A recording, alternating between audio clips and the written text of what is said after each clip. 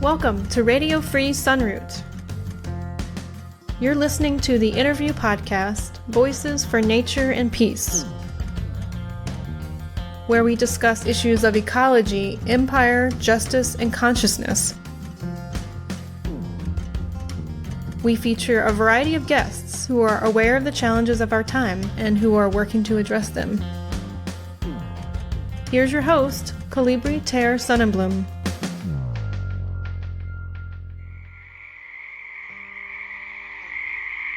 Episode 18, The Unsustainability of Civilization, featuring Will Falk.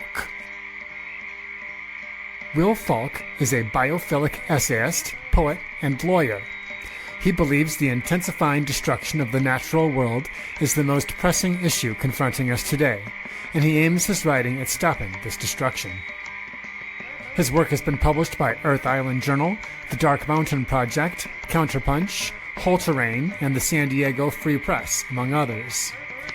He is also the author of the book When Dams Fall. His newest project is called The Ohio River Speaks. Will and I spoke on June 14th, 2020. We talked about the problem of civilization, about depression as a gateway to understanding that, and about the profound cultural changes required for collective, individual, and ecological health.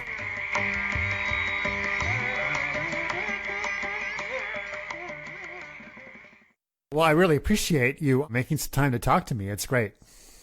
Yeah, I'm stoked to be here. Maybe we could just start off with you telling us what it means to be a rights of nature lawyer.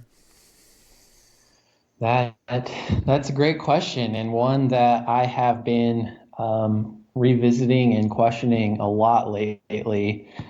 I guess for me, what it means to be a rights of nature lawyer right now or up to this point has been to seek rights that are specifically defined as the rights to exist, flourish, regenerate, and naturally evolve for major ecosystems like the Colorado River or like Lake Erie, which is an ecosystem that I've recently finished up work with. But the idea is that corporations have rights and they use those rights all the time to protect their ability to destroy nature. And whenever you have entities or classes of citizens that have rights and then there are people who do not have rights, the people with rights always oppress those without rights. And at the heart of environmental destruction, especially in the United States, is the notion that, or is the legal definition of nature only as property. So American courts only define nature as property. Property is an object which people can use, consume, and ultimately destroy. So the rights of nature movement takes aim at primarily those two ideas, corporate rights and the legal definition of nature as property. Now, I think I mentioned that I've been rethinking my involvement and trying to redefine what it means to be a rights of nature lawyer lately, primarily because as a lawyer, I think the kinds of changes that the courts are going to have to make and that the government is ultimately going to have to support are changes that we're still many decades away from. So I don't think that we will see courts recognize rights for major ecosystems for 30 or 40 years at least. And at a time when literally every hour that passes, there's more destruction of the natural world, where more species are going extinct, where more pollutants are pumped into water and air. I don't think that we have 30 or 40 years. I don't think that it's morally justifiable to insist on strategies that would take 30 or 40 years when we could employ more direct tactics to create change and to protect the natural world. So I'm now starting to see my see my involvement in rights of nature, and also see the rights of nature strategy as merely a stepping stone within a broader strategy that requires people to understand that the legal system is an impotent mechanism for creating the kind of deep and radical changes that we need.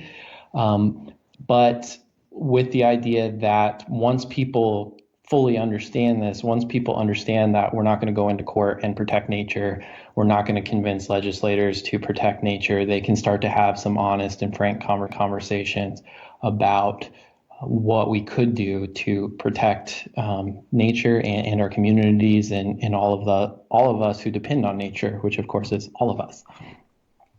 Has there been some success or headway in these areas in other countries? Yes, there has.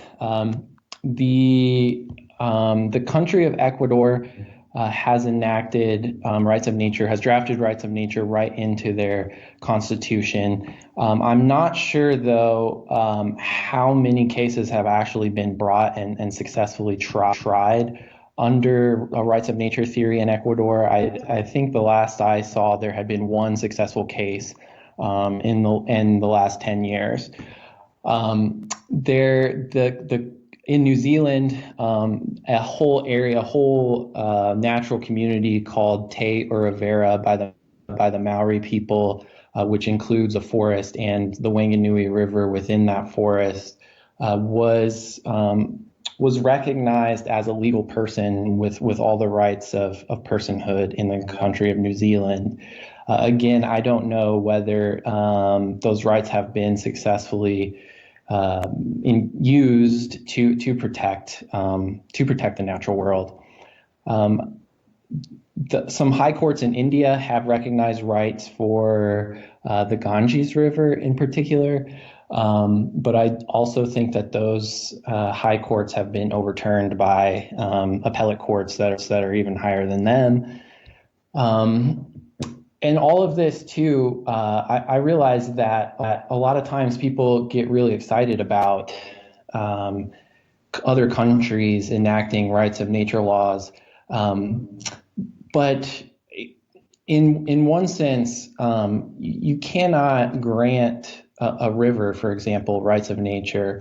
You can't truly enforce those rights without granting all of nature rights, without granting the global nature rights, because massive ecosystems like rivers, like the Colorado River, for example, which I was involved in trying to get rights for, depends upon the global water cycle. So while it may be one thing for certain regions in the world to enact rights of nature, there's still not going to be enough until all regions have rights of nature and until all humans put the natural world at the center of our decision making. So I always like to temper the excitement over other countries enacting rights of nature with sort of a more sobering view of we need change really fast right now, and if we expect rights of nature to solve the world's problems, we probably won't be around to see that. And I mean that both within our lifetime, but also humanity as a whole may not be around to ever truly use rights of nature. Right. So really what you're pointing at here more is that whatever it is that the legal system can or cannot do, it's within a very limited context, and that what we're looking at here more really is a cultural problem, and not just a cultural problem of the United States or even just of the Europeans, but perhaps we could say a cultural problem of civilization, which looks at nature as something to use. Absolutely. Yeah, that is a wonderful way to put it, and really gets to the heart of things. I am someone who considers myself anti-civilization. I don't think that humans or the natural world will ever truly be safe until civilization is dismantled. Now, if I'm going to say that, I have to be very clear about how to define civilization, because there's sort of two competing views on civilization. Most people, when they hear the word civilization, just think of quote unquote a high state of emotion, or of a high state of human culture, an advanced human culture. That's what they think of as civilization.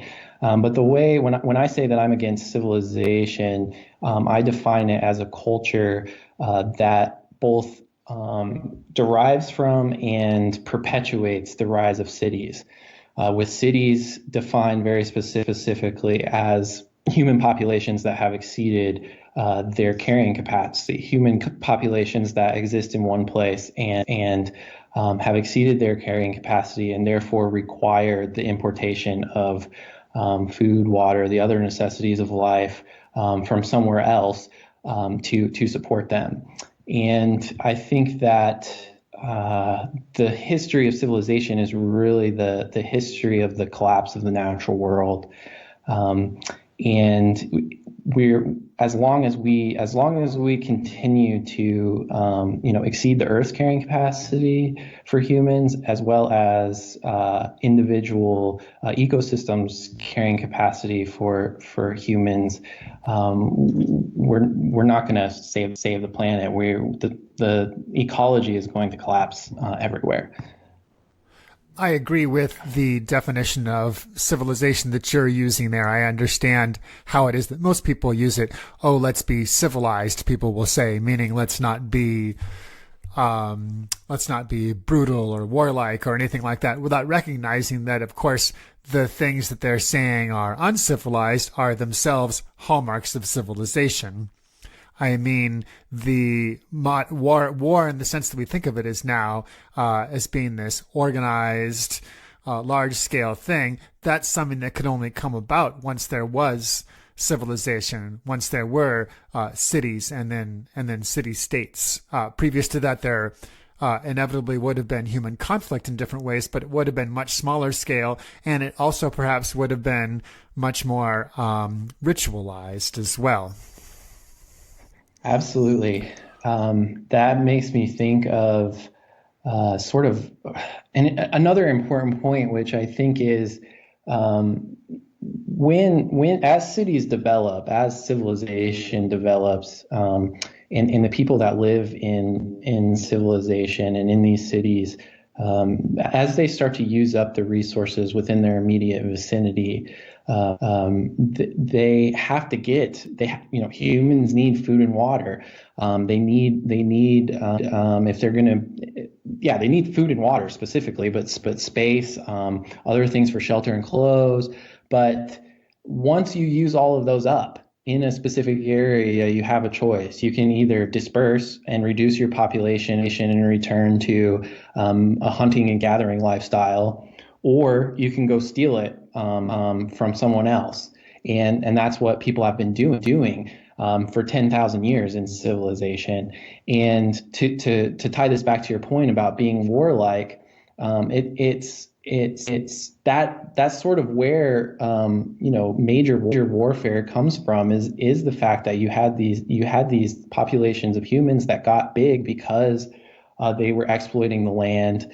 The land where they were no longer could support their numbers, and whenever you have human beings that are cornered into a situation where they either starve or they steal food, their cities either collapse or they expand to steal resources from somewhere else. Most of the time, they're going to steal from somewhere else and perpetuate civilization. So war is integral to civilization. Civilization cannot exist without war.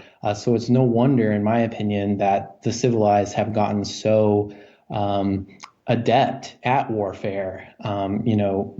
It's almost like when humans first started gathering in cities, there's a logical path that flows from there all the way to atomic bombs in our current age.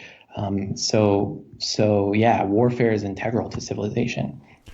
Yeah, and what neither of us have mentioned so far, but which is at the heart of the project of civilization, is the institution of agriculture, and agriculture as different than mere gardening or horticulture, and certainly agriculture as being a different thing than the kind of land management, indigenous land management that existed previous to agriculture, because we think of people who were doing gathering and hunting, and we think of people who were going out there, and just like picking berries and what have you. We don't think of them as also planting berries, and yet there is much evidence that they did and that they were working with their landscapes in that way.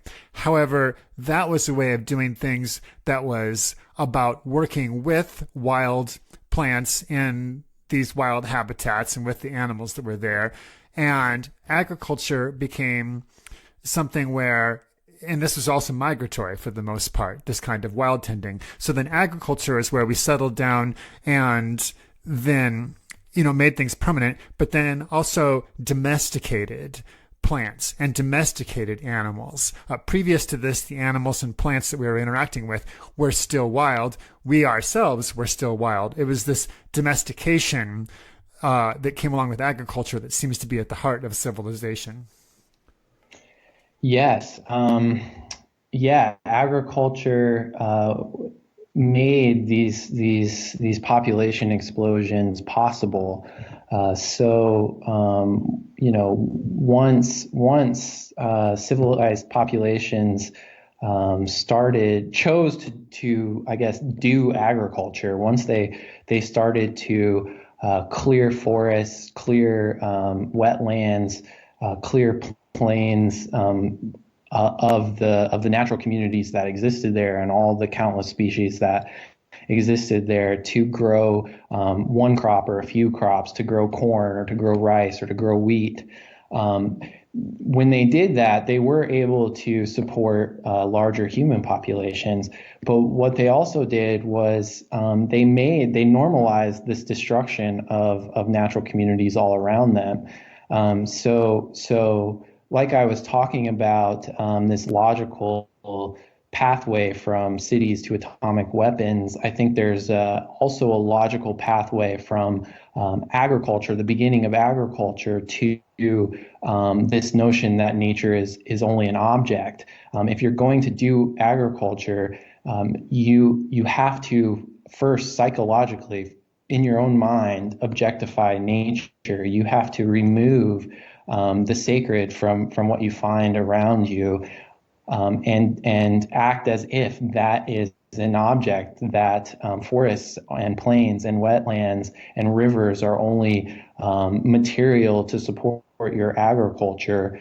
And once humans started doing that, and more humans started living in ways where they only knew agriculture, nature's fate as property was sealed in a sense, or at least it has become so normal to people that they don't even see how nature could be anything other than a lifeless object.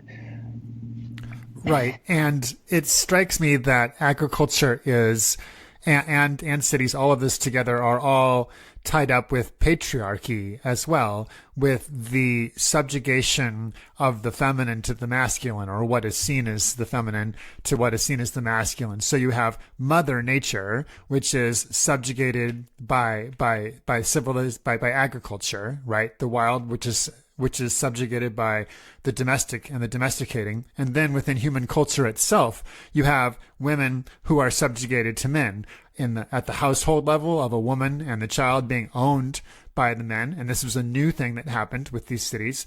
And then culturally, of qualities considered masculine, subjugating those considered feminine. So war over peace, for example. It's also telling that in some of these first agricultural societies, like in Assyria, we have the word for female slave appearing in writing centuries before the word for male slave. Yeah. The phrase that comes to mind is oppression is always linked to resource extraction.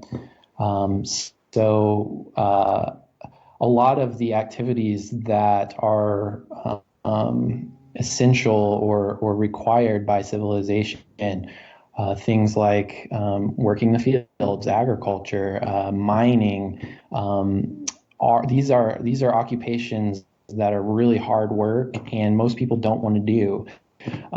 So if you're in power and you want to maintain your power, if you can convince half the population that the other half of the population should be subjugated to you, then you create an automatic labor force. You create the justifications for slavery. Also, if you can undermine or if you can use women's bodies for reproductive capacities, if you need more people so that you can have more fields, so that you can grow more stuff and accumulate more wealth, then it serves you very well to subjugate women and then take advantage of reproduction, and of course that's why things like the anti-abortion stuff is still so prevalent today, because especially now in the latest installment of civilization, capitalism, the capitalists know that they need a consumer base, and if women have total control over their reproductive faculties, then they usually they won't have as many children, and then capitalists don't have this big consumer base to sell their shit to. So yeah, that I really love how you work those questions to address the root causes of our environmental predicament today. Civilization and the agriculture that is required to support civilization, and the patriarchy that paved the way to make sure that there were workers to do agriculture, and then also to provide, as you said, this psychological justification for domination and violation. Yeah, I mean, and the patriarchy is so obviously and so viciously still with us that it's impossible to ignore once you see it, that it's there, and then to see how far back it goes, and to see, oh, this is much older than it goes back before class, and it goes back before race. Like this is like our original point of oppression here, and the fact that it wasn't just humans on humans, but about humans on the world. But it's also interesting what you bring up about childbearing, because of course women did start having more babies with civilization. This was for a number of reasons, one of which is that they shortened the amount of time that they were nursing their children, because as long as a woman is still nursing, she's not ovulating, she's not fertile, right? And then also the migratory lifestyle itself just didn't lend itself as well to having children. So there were fewer children. So the human population didn't really start to rise in a noticeable way until the institution of agriculture. And this brings us into this place where, there's a rather, there's a passionate debate that goes on about, oh, is it consumption or is it population? And there's people who say, oh, our problems are all about overconsumption, and if you bring up overpopulation, then you're a eugenicist or whatever. I mean, you know what I mean? Like that's where it goes there. But it strikes me that a lot of the people who are saying, oh, it's not about population, it's about consumption, haven't really looked at, well, how far do we need to decrease consumption in order for this many people to be living on the planet and not have it be damaging? I wonder if these people who say that just live in cities and never get out and see the damage that's done to the world or something. I mean, that's me. I'm sure you have a thought about that as well. Yeah, that's a great point. I think I mean, with with the film Planet of the Humans being recently coming out and really pushing this question into mainstream environmentalism, let's call it. I've just been thinking about this a lot, and the way I understand it is that ecologists are saying pretty emphatically that there are just too many humans. It's not just too many humans using too much, but there's just too many mouths to feed all around. But I think I was listening to an interview that Richard Manning was giving a few weeks ago, and he's the author. I mean, I'm sure you probably know, but for our listeners, he's the author of this amazing book called Against the Grain: How Agriculture Hijacked Civilization. He's not explicitly anti-civ, so to speak, but I was listening to him talk about how he thinks that we're misunderstanding the way that we are actually already running out of food and have been running out of food for a long time. And that over the last few decades, as we're seeing things like diabetes rise, as other sorts of dietary problems, heart disease are on the rise, that we might not have people completely starving, but people are so malnourished and misnourished. People are relying on grains for so much of their diets, when humans, quite frankly, probably aren't supposed to eat domesticated grains. And so, what he was saying was just like, it may not be that we just have millions of people starving, which we do around the world, but we don't see millions of people starving in places like the United States. But we do see millions of people that are malnourished, that they're just not getting the kinds of food that they need. And Richard Manning is very, very much someone who thinks that we do need a lot of animal protein and animal fat in our diets. And where are we going to get those animal fats when so much of the land is used for wheat production? And then taking that even a step further, when industrial agriculture, so a lot of people automatically think of cows and pigs and chickens and that kind of thing, which also depend on all of that grain and all the corn that feeds them in at least an industrial agricultural context. But really what we evolved to need is wild game, wild meat. And there's with the amount of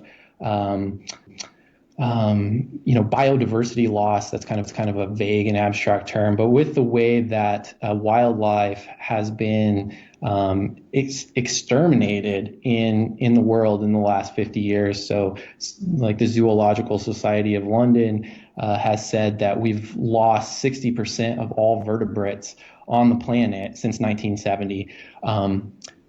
When that is happening, and humans have evolved to need wild game, and wild game needs habitat to survive in, and we're also destroying that habitat. Where I'm going with this is it may not be possible to give humans optimal diets anymore.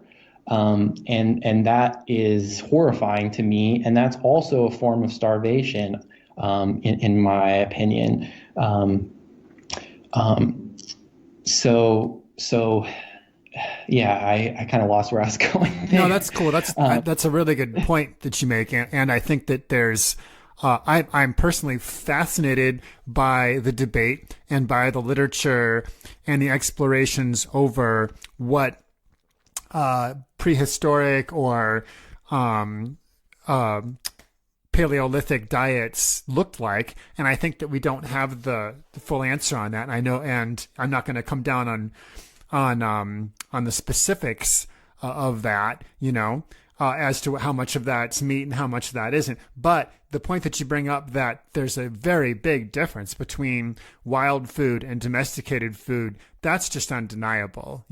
Like the nutrient content is different. And if you've ever eaten wild food, you can, and you're being attentive, you can just tell the difference as well. I remember the very first time that I ever ate a yampa root, and yampa probably. It's a widespread first food of the Great Basin area of the United States. It's in the umbel family. It gets pretty little white flowers in the spring, and then you dig it up over the summer. And it tastes slightly like a carrot, perhaps. But the feeling that you get, or that I got, just coursing through me after eating some of these, was just something that I've never had from domesticated food. Also, the yampa plant, like a lot of these plants, is a perennial plant, not an annual plant. And so perennial plants interact with their environments in different ways. And they're also able to collect nutrients and build these things up in ways that annual plants simply don't have the time to do. So yampa is going to pack a punch that a carrot never will, in that way of talking about it. Absolutely, and that that makes me think. That makes me think about how we all, it's kind of a platitude at this point in the environmental movement that we need cultural change. We're going to save the planet with cultural change, and I think that when people say that, I don't disagree, first of all, but I think that most of the time when we say that, most people automatically think of changing primarily people's beliefs and the way they feel about the natural world. There is talk about changing behavior, and that kind of gets into the overconsumption thing. But I don't think people think specifically about what it's going to mean if we're going to have truly, let's say, sustainable food systems. If people in the Great Basin, if the wild foods that they should be eating in the Great Basin, which grow already in the Great Basin, which do not need a lot of exploitation to harvest or grow. It's not corn or it's not cotton. If yampa roots offer an opportunity to live in balance with the Great Basin and gain the nutrition that humans need, what will it take to return humans to a population and a culture that is existing in that way? Who is going to oppose that kind of change? Which corporations, which governments, which paramilitary groups are going to actively and violently oppose our path to get to something like that? And it's something that I've just been thinking a ton about with more and more people seem to be waking up to the fact that the United States only exists through violence. The United States and settler colonialism has always been about exploiting people and the land, and starting to really, I think, start to see that violence and see that overt violence. And I've just been thinking a lot about how, how do we get to these places? How do we change culture? What does it mean to change culture?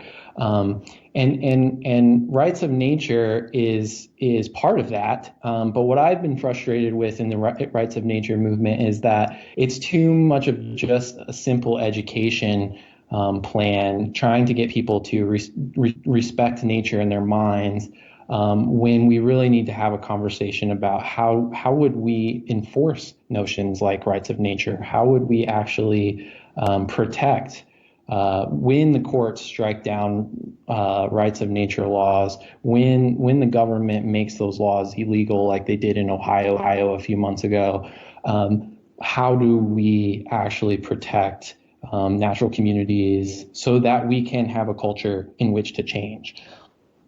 Right. I really appreciate that you bring this up, this topic of culture change. I believe you mentioned this in When Dams Fall. I think so. I've been reading a bunch of your stuff the last couple of days, so I can't remember where I saw it.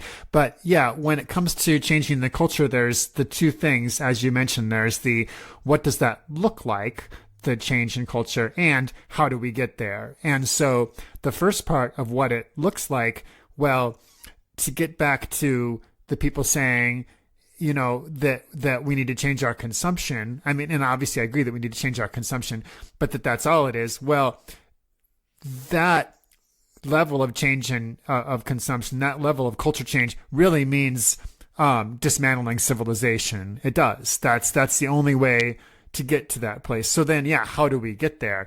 Now, I'm really fortunate to have met some really interesting people the last few years who, on a small scale, on their own, have been, and mostly in the Great Basin, have been trying to get back to some of those wild tending lifestyles that existed then. You may have heard of the of Phoenicia Medrano, who recently passed away. She was someone who was really well known in this area for over 30 some years. And I know a lot of people who work with her. I got to spend some time with her myself.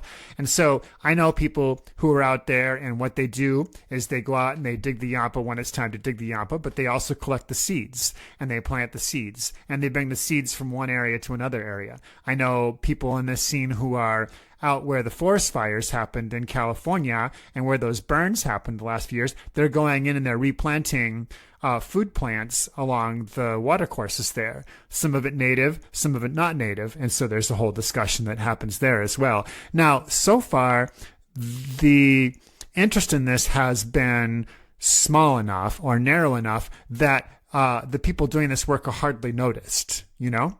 And so, and there are people who tried to stop Phoenicia, and there are people who try to stop, some of my friends, maybe every once in a while, in that you're not supposed to be planting on public land or whatever, and this is what they're doing, you know. But that's small scale, and as they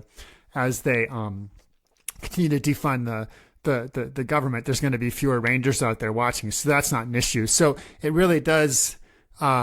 I am intrigued by where you were then pointing when you were talking about militias or other people out there, like regular people not from the government. How are they going to resist these changes that need to happen? Yeah, there's a lot of ways to go. I mean, one of the first things that pops into my head is the Bundys and they were the ultra conservative white group that occupied the Malheur Wildlife Refuge in Oregon a few years ago, which happened to also be, all of this continent is native land, but this happened to be a very specific place for indigenous peoples in the area, and they occupied that wildlife refuge because they were sick of paying taxes to run their cattle on federal land,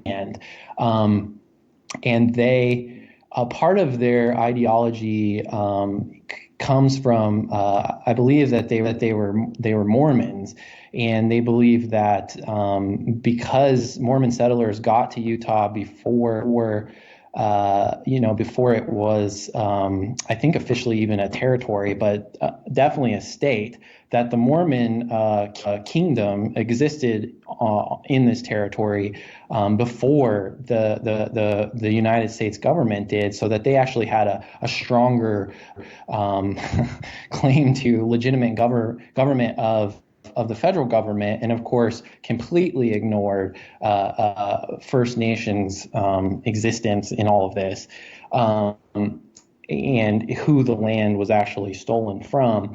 And my point of bringing this up is that's their culture. They believe this, and they were willing to pick up guns and occupy a government building, and in fact, I believe, shoot back at federal agents that came to move them off this land.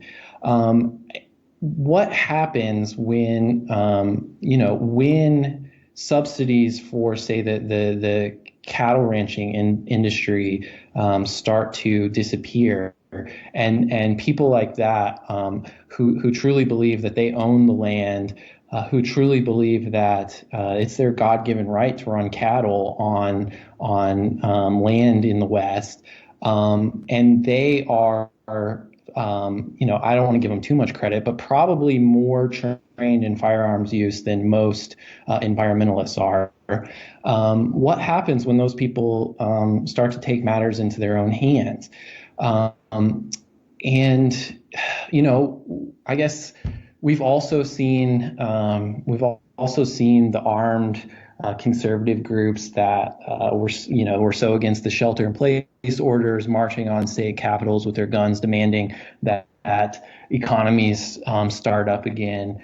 And I just think that this is something that so few of us are talking about. If we're going to change culture, and if we're truly going to do it, and if we're going to revolutionize the way culture exists and the way human populations live on land, we're going to have the means to defend ourselves while we're doing that, I guess, is the way I see it.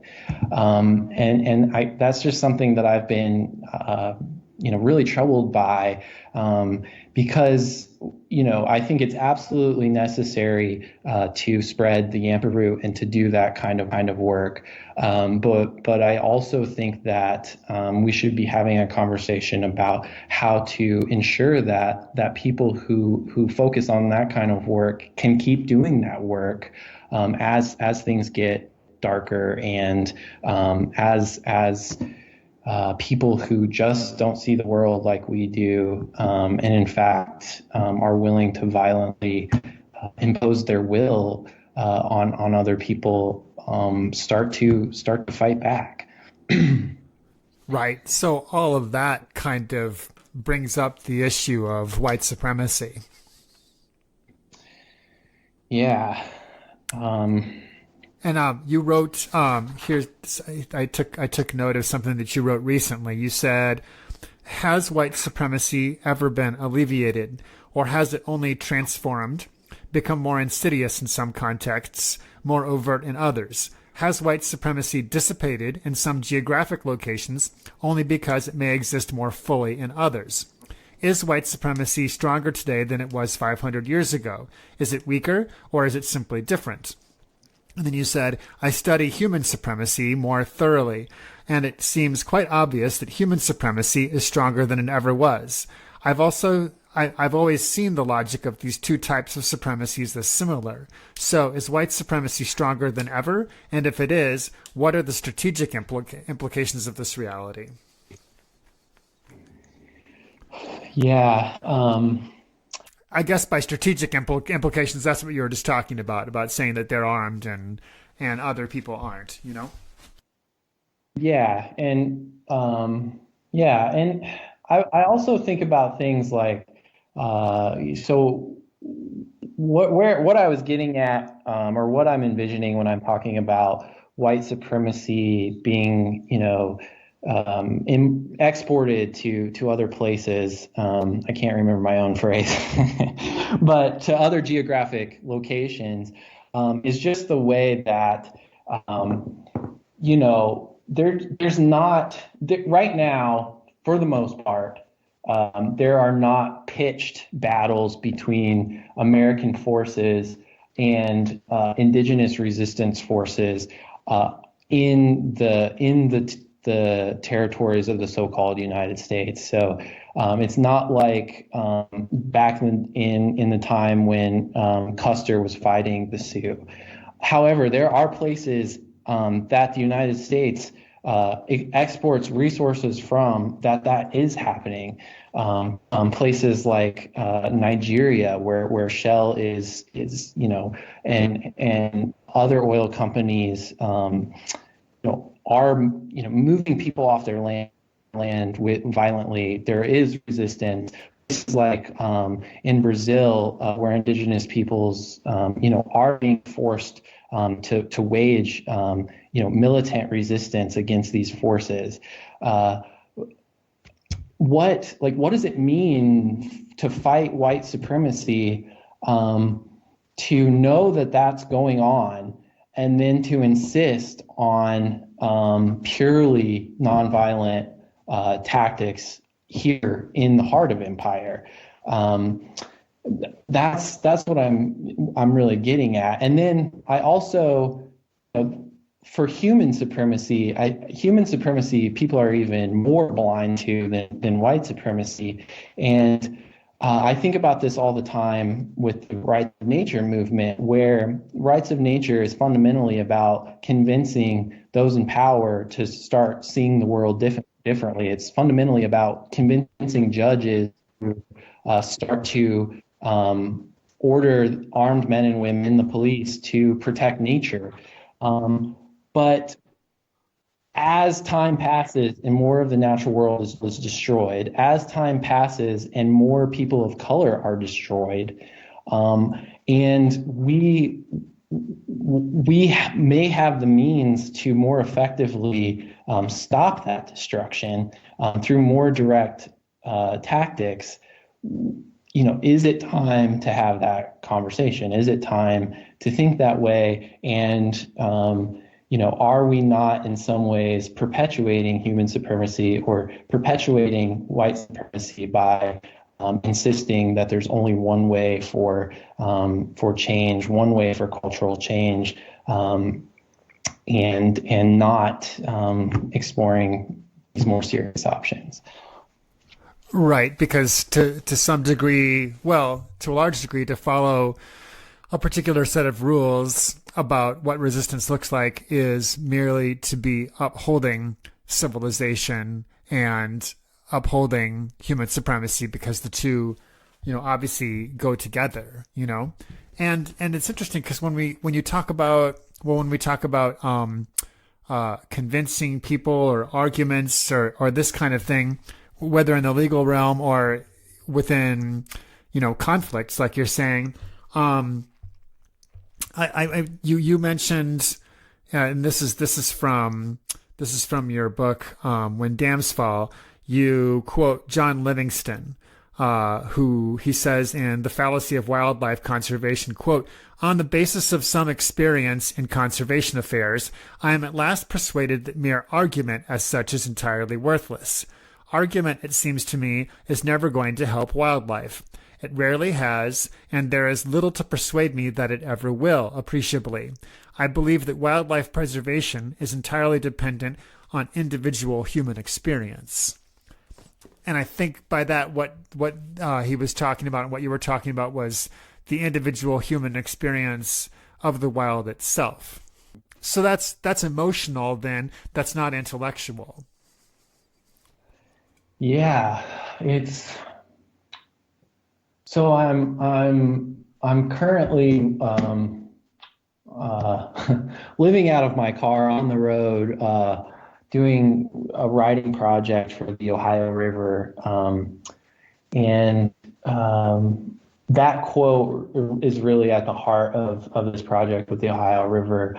I'm just not sure, as a lawyer, as a writer, whose stock and trade has been persuasion, intellectual persuasion for, the last nearly 10 years, it just doesn't seem to work. I just don't think that we're going to convince very many people by saying by saying, did you know that 95% of the old growth forests in the United States have been destroyed since Europeans got here?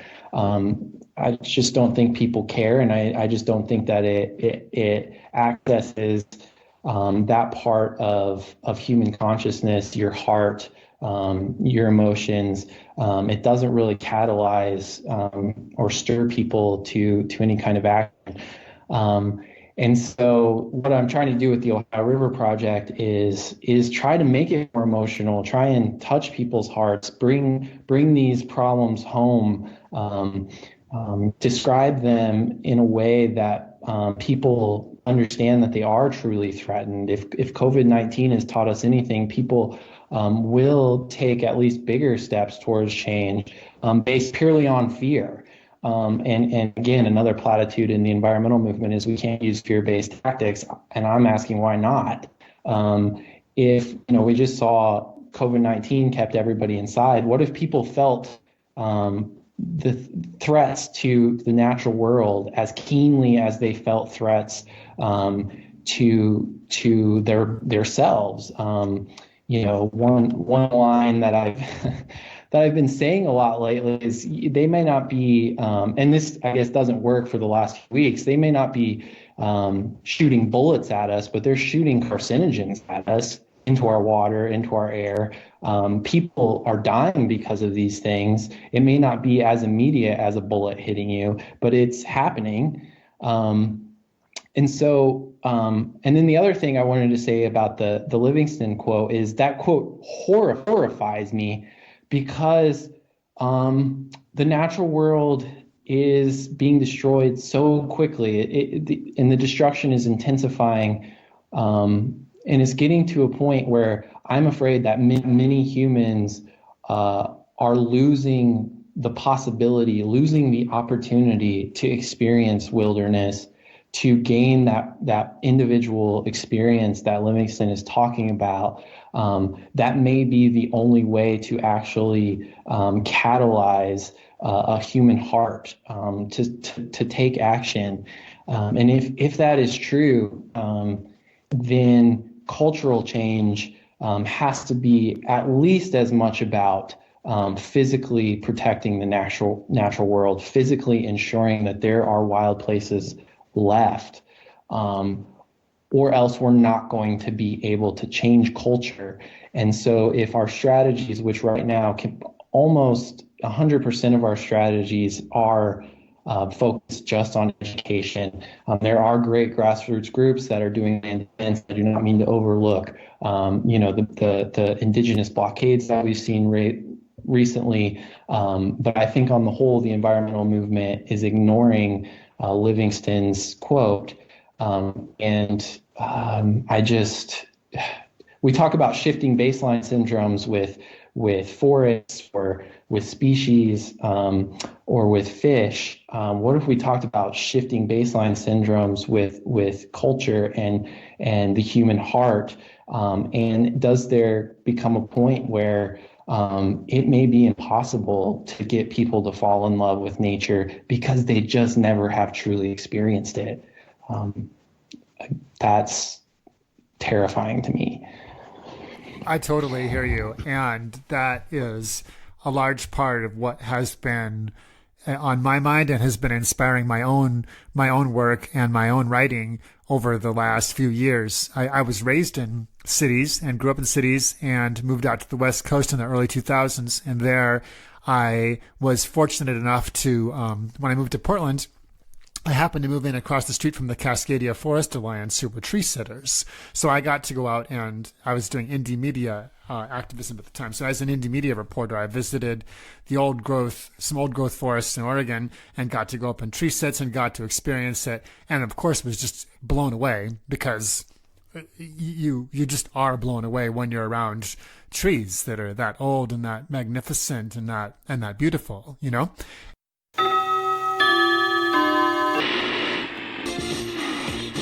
in a state of shock after the war. We interrupt our program for a brief message.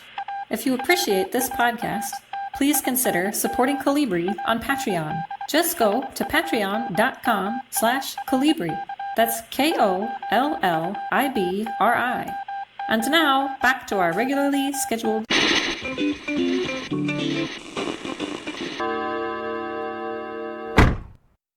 And then starting from 2011 on, I've been living in rural areas, sometimes as a farmer and supporting myself, and then sometimes as a seasonal agricultural worker in Northern California on some of the cannabis farms. And so I've been living, during that time, like the last 5 years until recently, I was living out of my truck a lot of that time, like you are, and camping out in the deserts in the winter time, and then working and being in the forests and the hills, in the summer, and seeing these beautiful places that most people were seeing, and just becoming so aware of how profoundly disconnected nearly everyone who lives in a city is from the world. Like everyone's aware of their job and their boss and how much of a jerk they are, and they're familiar with these streets that they go on every day, and they're familiar with this bar that they go to. And I mean, maybe they notice trees changing colors, maybe they notice flowers or something like that. But like the city is so artificial and so constricting and so narrow, and yet it is within this narrowness that most people are living their entire lives, completely unaware of the world that exists, that's from which all the resources are coming for them to live this. And so I think photography maybe can help more than writing, maybe video. I mean, I don't know. I don't feel particularly hopeful that my work has had that much of an impact, because I do think that the in-person experience simply can't be replaced. Yeah. That makes me think about, and Livingston talks about this in the fallacy of wildlife conservation, about how animals that are in cages or their habitats are severely restricted, quite literally go insane, go crazy, or if their populations are forced to exist too much on top of each other, they go crazy. And he questions what that means for humans in cities, and it makes me wonder. It makes me think about, can there be cities on Earth and Earth be safe? Can there be humans that live in cages like that? And I understand that cities aren't exactly prisons, but I think they achieve some of the same things, and we have cities with these big populations, and they and a lot of people are going crazy in these cities, and maybe we just define insanity as defining nature as an object, or not being able to see why clear cutting a forest to grow corn is horrible. What if those humans will always exploit the natural world, and in doing so gain power over humans who do not live in that way? And what I'm getting at is I think that cities are antithetical to sustainability. That's a problematic word, but are antithetical to a sane culture where humans can live in balance with the natural world, and can live in a way that's not exploitative to each other. And then, so so then when we're talking about cultural change, can we change culture without dismantling cities? And that's as radical and as deep down as I think people like Livingston have pointed out. Your experiences in the cities have pointed out how I just spent a week in the Allegheny National Forest near Warren, Pennsylvania, for this Ohio River project, and then I needed some Wi-Fi. I was doing this interview and needed to just be online for a while, so I came down into Pittsburgh, and I immediately got anxious, and my gut was just roiling. I'm walking down the street and like everything, I'm flinching at sounds, and cars would pull up to me and they're just parking on the side of the road, but I'm instantly thinking that someone is attacking me or something. And that I think must breed a culture where humans are competitive and violent, and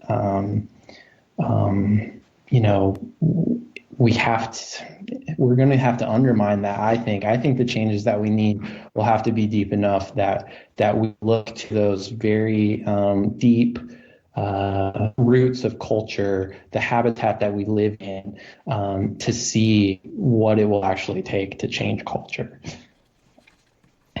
Yeah, no, absolutely. And I think that talking about what it's the idea of that living in a city is like being an animal in a cage, I think, we obviously see a lot of anxiety, depression, what people call mental illness going on in these places as a result of these conditions, But I would also bring in then I would also bring in the very famous quote from Jiddu Krishnamurti that you've probably heard, which is that it is no measure of health to be well adjusted to a profoundly sick society. And I'll just say that again because it's such a great quote. It is no measure of health to be well adjusted to a profoundly sick society, right? And yet, when we have, and I've dealt with, you said in your writing, you've dealt with anxiety and depression in your life, and I have too. I get that. And so I look at that and I'm like, well, how much of that is illness per se, and how much of that is a completely understandable reaction to living in a profoundly sick society? And I was thinking about this just recently, and I was thinking about this term gaslighting that we hear so much now, So gaslighting, that's this concept that's when someone tries to convince you that you're crazy so that they can control you, right? And so I was having this stray thought of like, well, how much of the concept of mental illness is itself gaslighting us, saying, oh, look, you're crazy, That's brilliant. That's brilliant. I've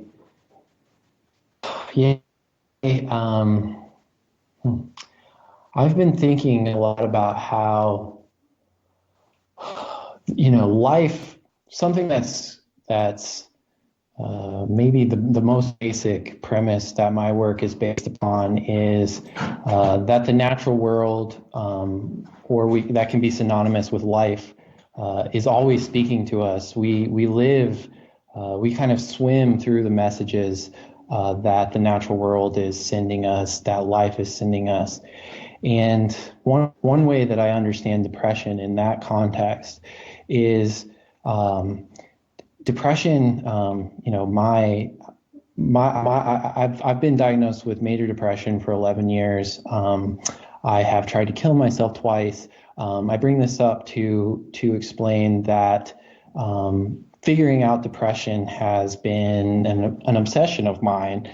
And I look at why why am I obsessed with figuring out depression? The primary reason is depression hurts so bad, and pain asks a question. Pain, we want to know the source of our pain. Pain asks us, why am I hurting? How do I hurt? How did this happen? And I think that questioning, depression sort of started that questioning.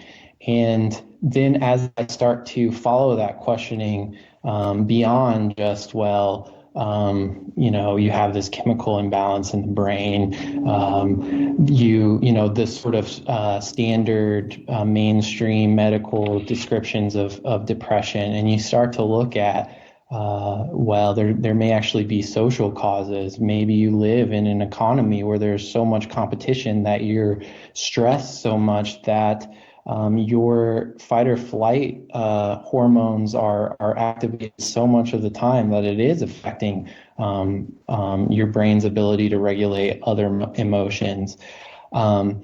And then, what does it mean when we no longer live in the habitats, we no longer have the cultural ceremonies, the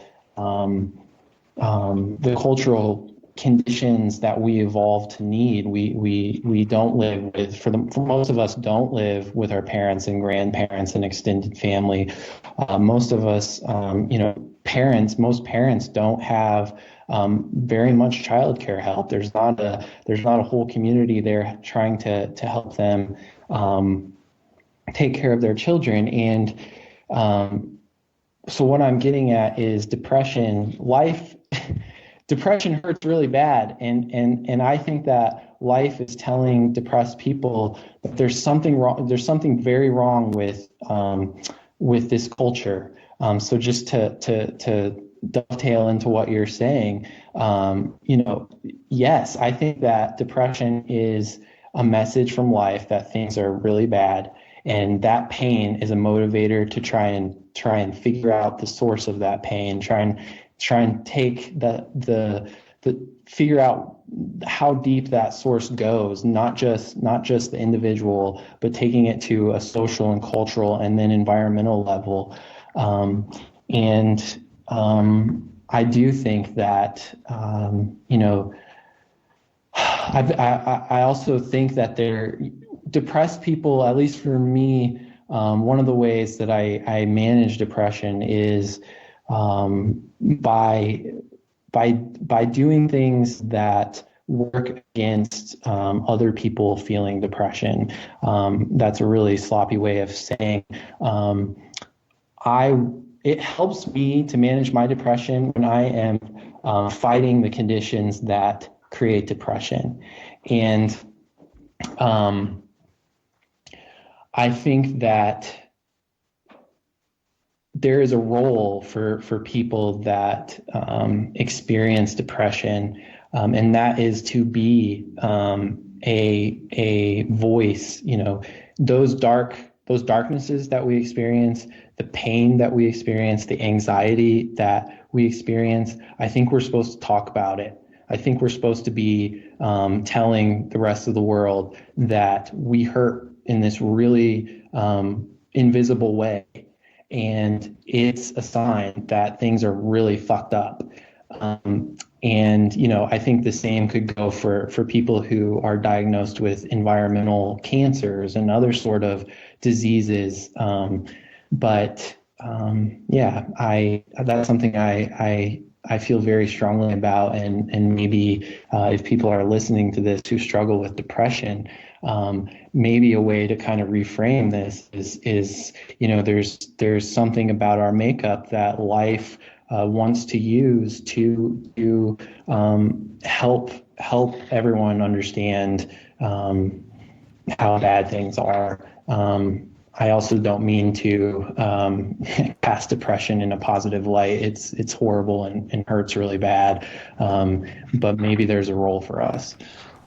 Right. I think that empathy and sensitivity are two things that you're starting to point out when you say that. Like, what are the things about someone that might bring about depression for them. And that would be two of them, because you said, life is or the living world is always speaking to us. And I definitely agree to that. I think that as these species are going extinct, as these habitats are being destroyed, etc., there are cries for help and cries of anguish and cries of pain that are going out from literally millions of creatures. And they're there, and we are swimming through those.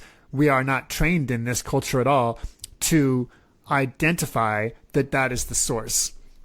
We're not trained in our culture to identify our own pain as the source of these things. We're not trained.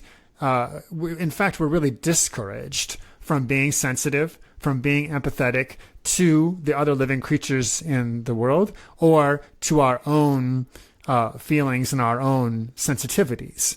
Because, of course, pain is just the existence of just feeling pain is not in itself a bad thing. It's a sign of health. I mean, if I put my hand down on the stove and, the burner's on, that's a really great thing that I felt that pain and moved my hand before it got injured badly enough for me to go to the hospital. I'm grateful for that pain. So in my own struggle with depression over the years, I've tried in part to look at it that way. And it sounds like we've sort of been along similar lines or coming to similar conclusions, and that seeing that the depression is a message that's being sent, and something for me to listen to and to respond to. And I also really like what you said about how if we are people who have these experiences, that we should be sharing them with other people. And that in that way, perhaps I've not always been as forthright, and some of that I think would probably be the result of male socialization, in this culture, which which, as you know, is really oppressive in its own way. And then the only other thing I would add to that topic is, have you heard of Bruce Levine?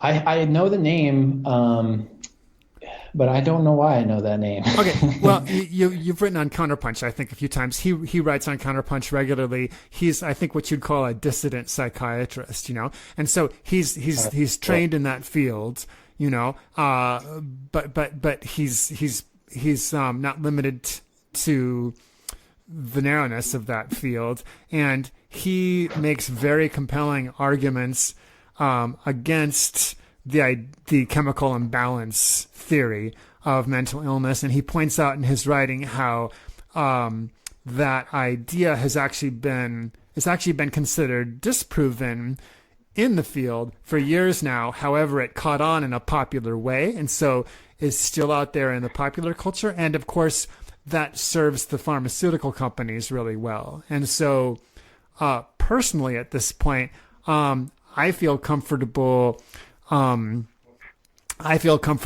setting aside the chemical imbalance theory when it comes to myself, or a lot more most people who I've met who have depression, and instead to be looking at other things, because I don't think it's serving me or other people to look at it that way, and I think that it's inaccurate.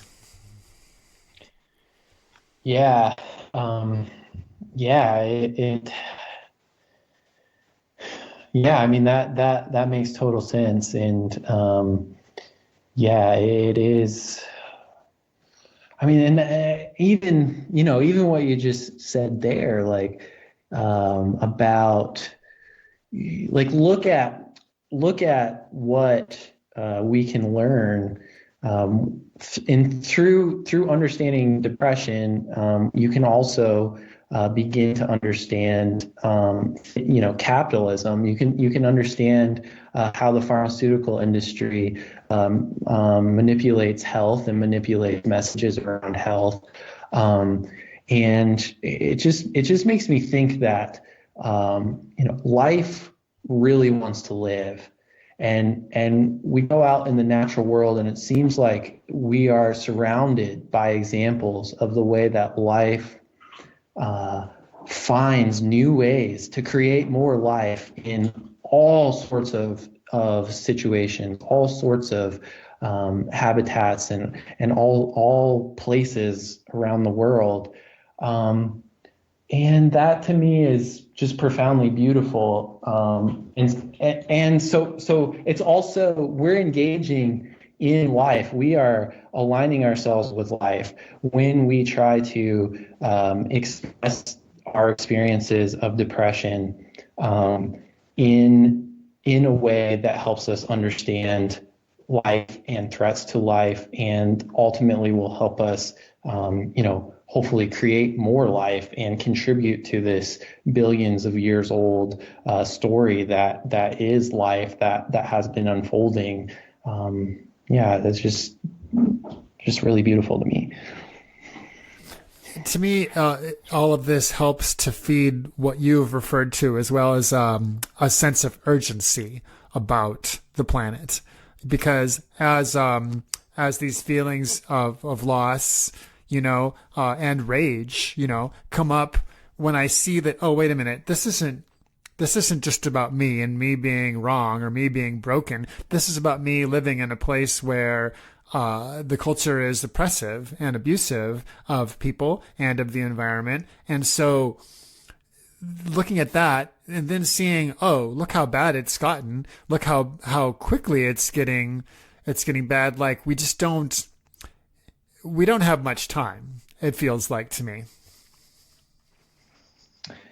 Yeah, I always push it even one step farther and say,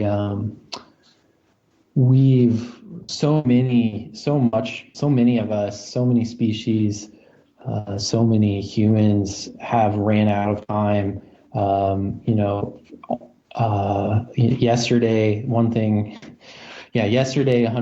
between 100 and 200 species went extinct. Maybe it's a little bit lower because of economic slowdowns because of COVID-19. But okay, so between 50 and 100 species went extinct yesterday. Time ran out for them. And for me, every day that passes before we achieve, a true victory, the full victory of truly biocentric and biophilic cultures diminishes that victory that we'll get to. And I'm not saying that we need to focus on that all the time, though I do think that a lot of people don't think about it ever because they're too afraid of the implications of thinking like that. But it pushes into another thing that one of the themes of this conversation is just like, how would we act if we took that to heart? How would we act if we considered all of the beings who are currently being destroyed, who have been destroyed since civilization began? How would we act if we saw them as our kin, as our family, as our friends? I know how many of us would act if somebody attacked one of our brother or sister, our mom or dad, a close family member. Why don't we view the natural world, who just as integral to giving us life as our family is? Why don't we view the natural world in the same way? And I think the answer to that is just because we don't see it. I mean, to sort of bring around to some current events, like there's been these protests going on around the whole country lately over the death of George Floyd, right? And that's been I've been inspired by that, to see so much of that energy coming up, and to see, it seems like the conversation really is changing. To me, this doesn't feel like this is just another protest, but that this actually has the chance to sort of push us to another level on some things. And so what was getting that energy going was these videos, first of all, the video of George Floyd that went around that showed the horrific action that it did. And then the videos that kept going around after that, showing here's people going out on the street saying, hey, we're tired of the police being violent, and then the police being violent to these people. And so that just fed the fire. And so what that showed us is that people can get incited, but we haven't had something like this happen that is inciting people about the environment? Yeah, that's a great point. That's a tremendous point, and yeah, And what would that even be? right. And in some ways, that's the most important question right now. How do we? What is it? What is going to incite people? What is what are those images or those, what is the impetus going to be? And yeah, I mean, I think that's one of the reasons why it's so great that you write and do this podcast and you do the work that you do. And one way that we people who are biophilic, earth-centered, people who do sense a kinship with the natural world and non-humans, we have to be unapologetic about how that is the proper way to experience the world, or if not proper, it is the way that humans have experienced the world since we evolved into humans. And it's only been since the dawn of civilization that we've forgotten that kinship, and we've been trained not to sense that kinship. But yeah, the main point I'm trying to make is just that we have to keep talking about this, and we have to keep being unapologetic, being straightforward, and hopefully as this destruction continues, people can start to see it for what it really is. Yeah, I listened yesterday to the latest episode of Patrick Farnsworth's podcast, Last Born in the Wilderness. I think you've been on that one. And he talked to Chris Hedges, and they were talking about the George Floyd protests. And Chris Hedges, as you probably know, used to be a foreign correspondent for, I believe, the New York Times.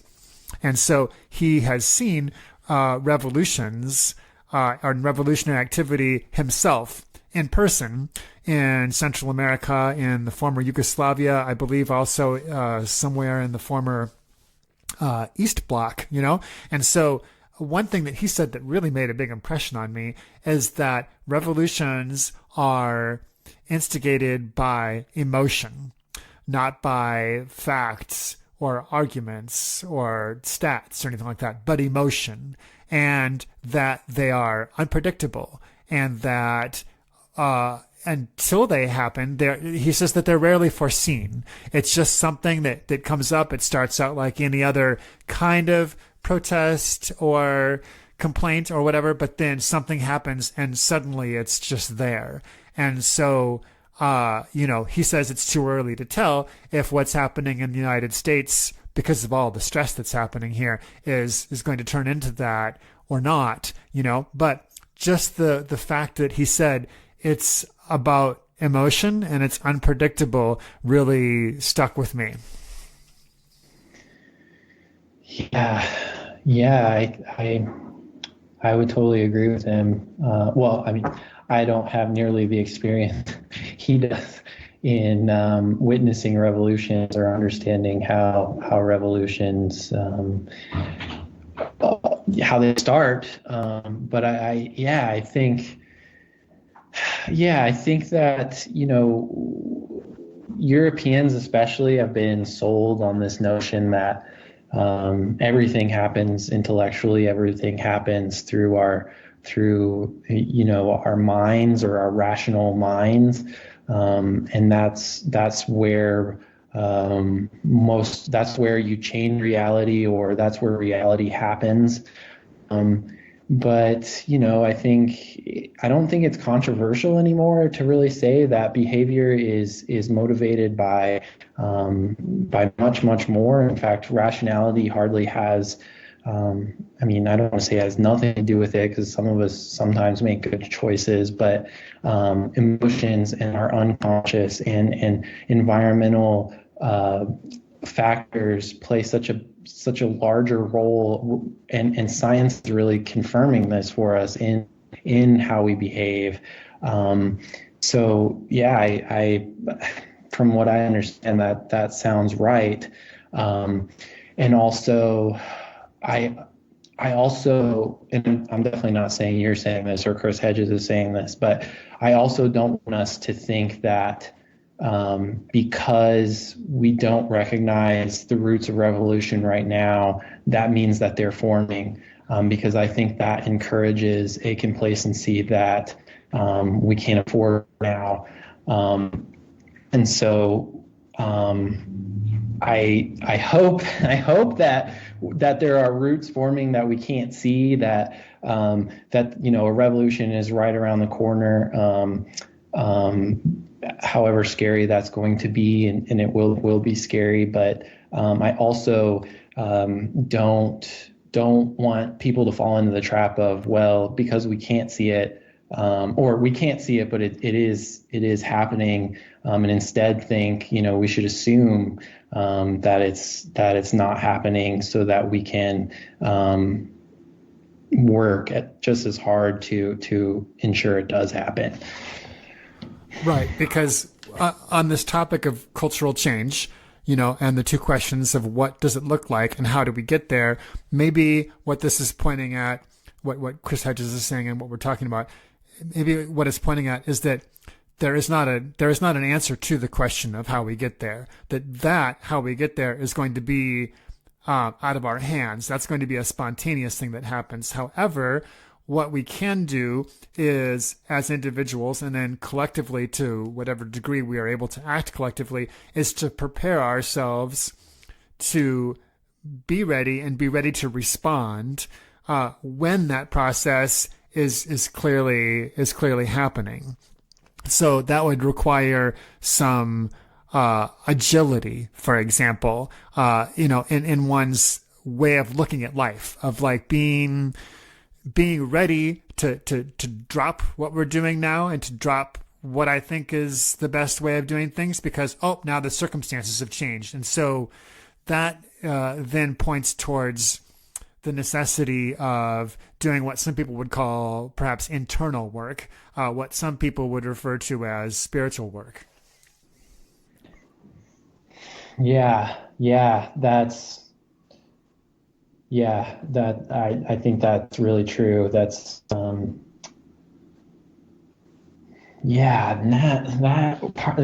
part about being prepared. That is I don't really know what else to say, because I think that's a really good point. And that spiritual preparation, or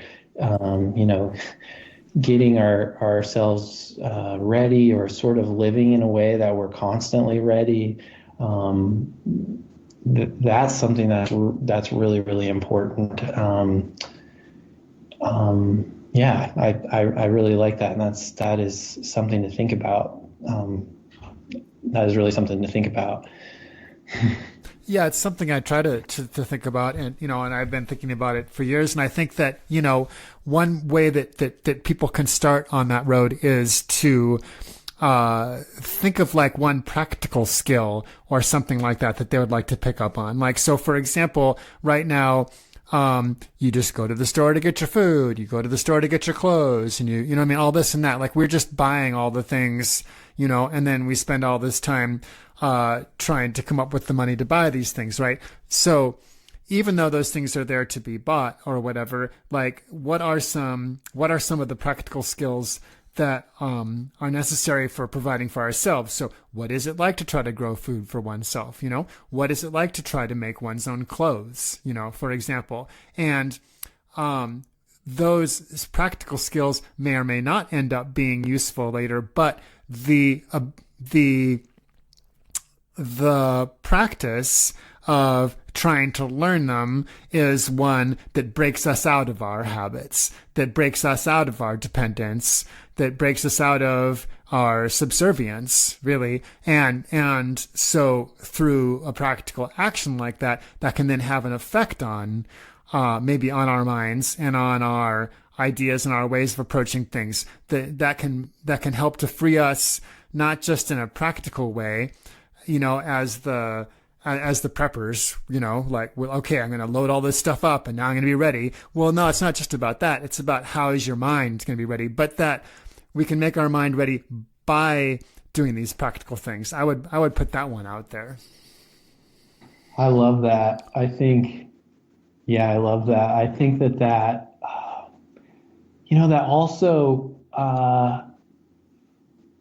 also seems to reflect, I think that's how we learn, just full stop. If, like I said, I've been doubting whether my writing is actually capable of inciting people to action. Maybe that's because I've overlooked a very simple, the very simple point that you just made, or that your point leads me to, which is, we learn by doing, and lots of knowledge opens up when we start to use our bodies, when we start to practical skills. I think there's something inherent in practical skills that focuses you on what's in your surrounding environment. It in some ways it helps you. It roots you to it roots you to something that is immediate and concrete, which also happens to be the natural world. It helps us. It maybe helps us step out of the internet, to step out of our screens, just start to build. At the heart of what we're talking about, I think, is building a relationship with the natural world, understanding relationships with the natural world, and a practical skill. Seems like a great avenue towards building that practical skill. And then it just also triggered this thing.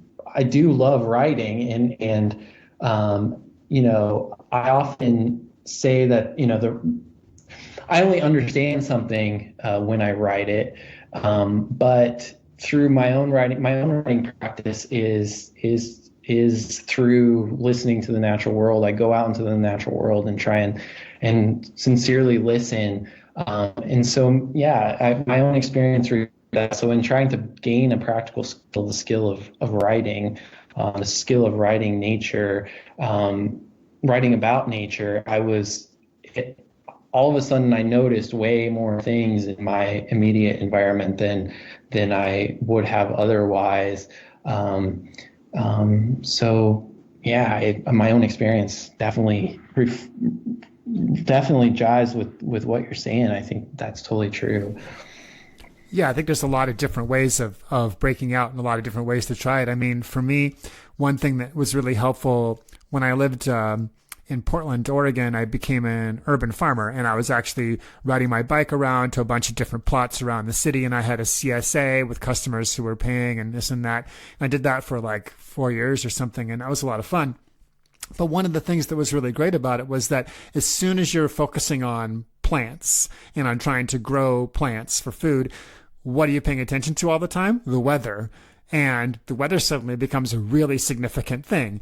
The fact that you can't control the weather becomes a significant thing. The fact that your responses to mitigating the effects of weather are very limited. This becomes a big thing too. And so, by trying to farm in the city, it put me into contact with things in an intimate way that I hadn't had to have paid attention to, before.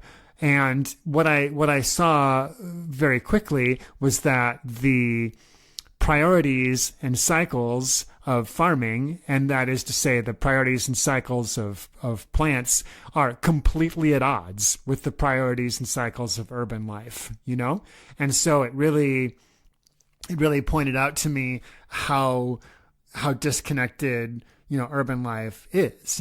Well, from there, then it becomes this thing of like craving that experience of not being trapped in that movie before. So that's how I would hope, and there's lots of ways that people could do that, and I'm hoping that's where people could go, is just to see how their own experience has been limited, to see how their own freedom has been limited, and then to make choices where they're enhancing that freedom and widening that experience, instead. Do you have like a fantasy in the back of your head about like, oh wow, it'd be so cool if life was like this, kind of? Yeah, I do. I guess my fantasies are center around, living a hunter-gatherer lifestyle, which would include, my community would, maybe be at most another 100 or 125 human beings. I would live with my family.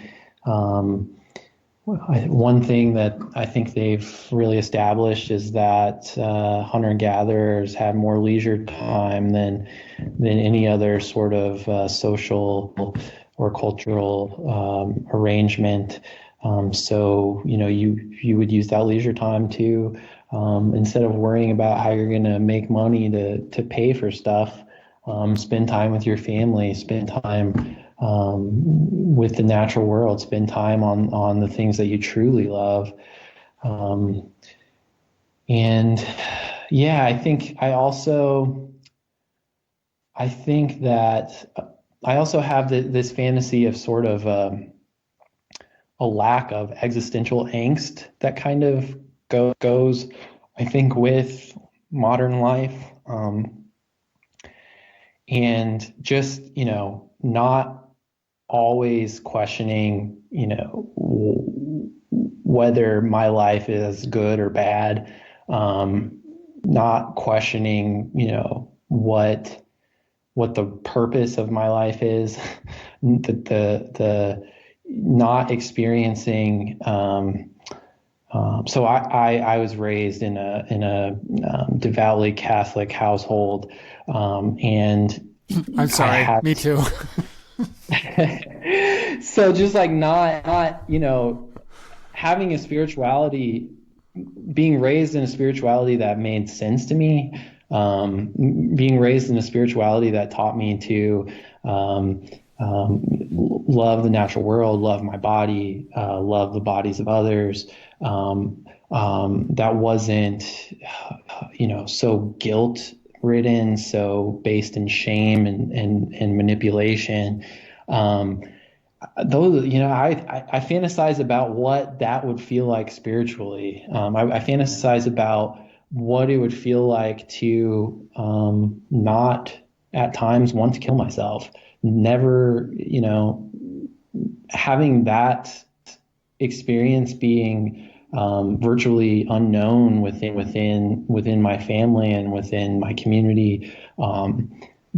Those are the kinds of things that I fantasize about. I fantasize about just, you read all those amazing descriptions of how much life there was, even just 100 years ago, but certainly 500 years ago, 1,000 years ago.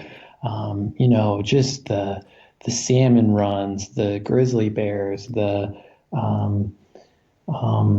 vaquita porpoises, and not having, just to live in a world where those were your companions and your friends, and sleeping.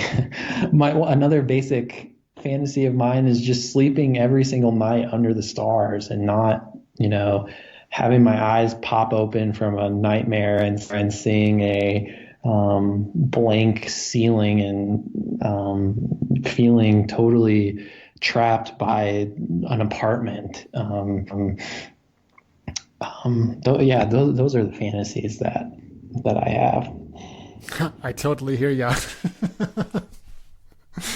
Yeah, I totally hear ya. Yeah, and I have very similar fantasies indeed. I mean, I hear the stories of how things used to be, like you've probably heard of chemists. That was one of the staple foods of people in the Great Basin and of the Pacific Northwest. It grew in wetlands, and the fields of chemists, which has a blue or purple flower in the springtime.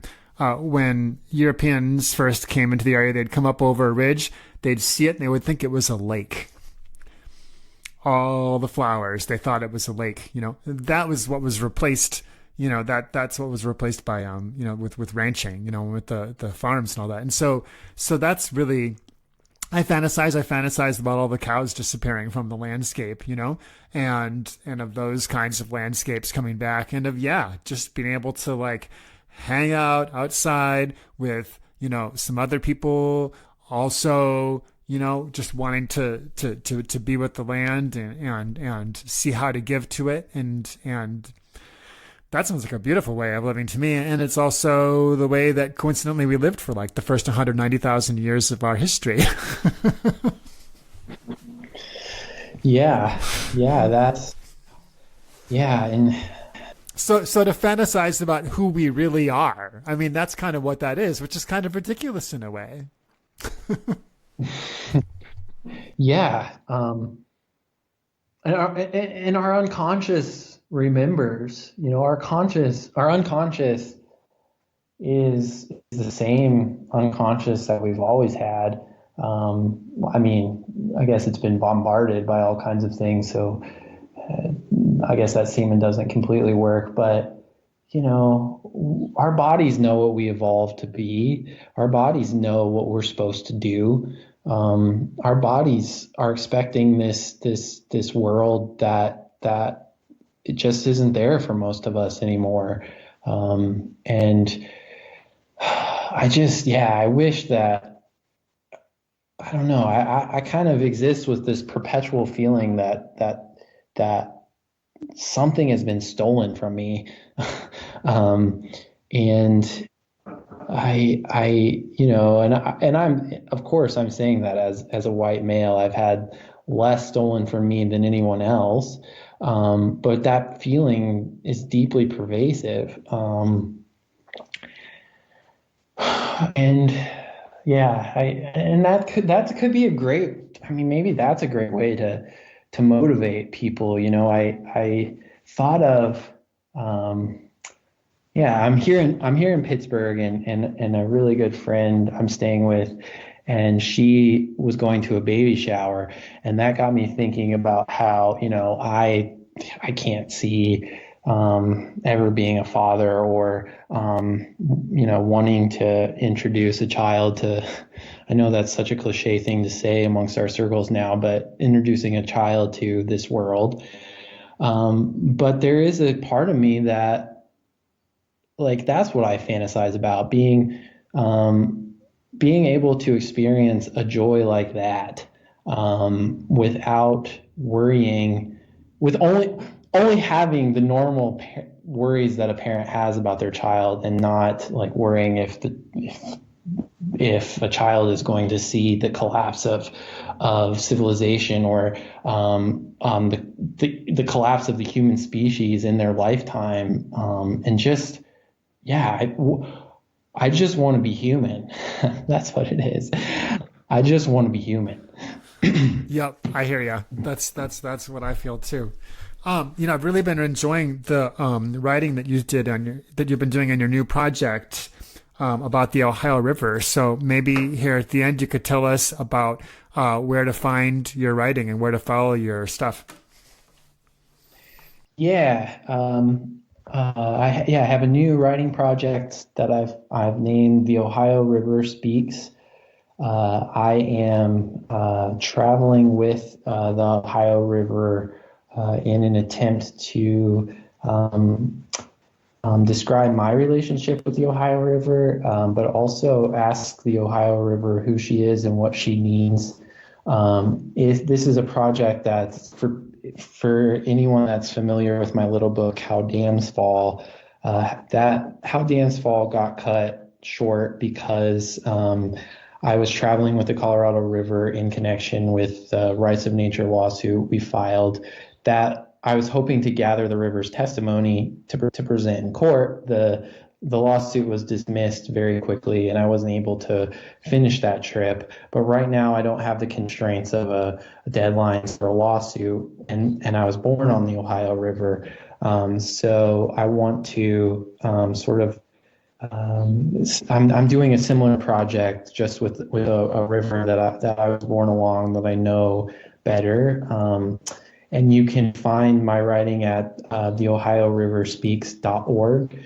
I post, I just started traveling in earnest a couple weeks ago.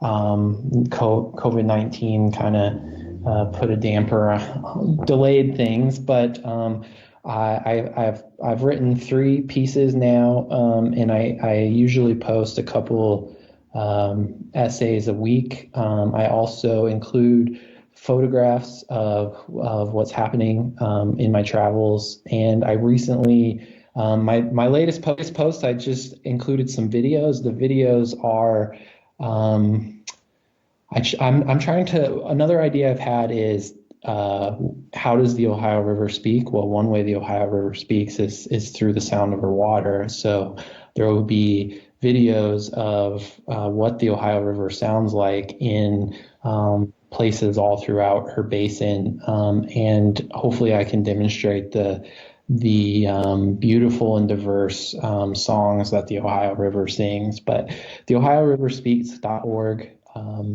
and you can follow along. All the content completely free and accessible, and I just want to tell the Ohio River story. That's great. Thank you very much. Yeah, I definitely encourage listeners to go check that out. I read all 3 posts that you had this morning and really enjoyed them. Thank you for joining me on my podcast today, Will. It was really a pleasure speaking to you today. Yeah, this was awesome, and thank you so much for all the tremendous work you're doing. Voices for Nature and Peace is produced in the Gila River Valley, New Mexico, USA, on land that we acknowledge is illegally occupied Apache territory. The intro music is Zero G Yogi by Big Z, with narration by Kelly Moody of the Ground Shots podcast. This outro music is Trip A, also by Big Z. Commercial break narration by Nikki Hill. To become a financial supporter of this podcast and to gain access to members-only content, visit patreon.com/Kolibri. KOLLIBRI. For more information on Radio Free Sunroot programming, please visit radiofreesunroot.com. Thank you for listening. May you find joy in your own nature and peace.